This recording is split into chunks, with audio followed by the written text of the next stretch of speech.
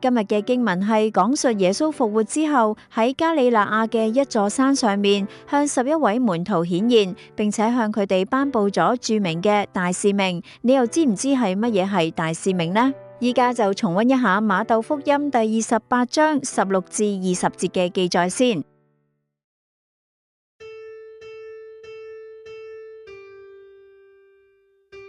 那時，那11位門徒往加里肋亞去，來到耶穌指定他們去的山上。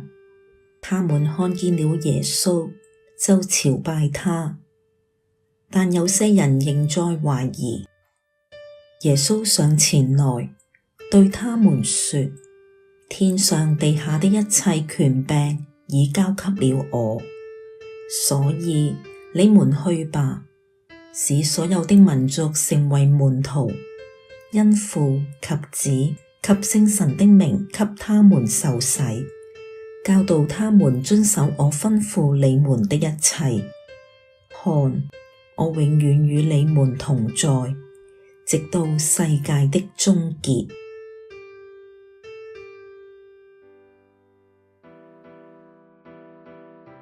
經文中提到，門徒見到耶穌後就朝拜了他。雖然有人還心中疑惑，呢一種半信半疑嘅狀態，正正反映出門徒們面對剛剛復活嘅耶穌時嘅真實反應。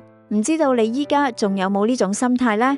如果有，咁你嘅受洗就已經出現咗好嚴重嘅問題，更唔好講信德啦。至於大使命，簡單直接嚟講，就係將福音傳遍普世，令到所有人都受洗，成為信徒。呢個使命唔單止係神職人員嘅職責，更係所有信徒嘅責任。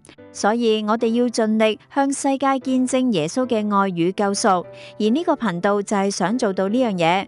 如果你都認同我嘅理念，請幫忙分享轉發呢啲內容，唔該晒，下次再見。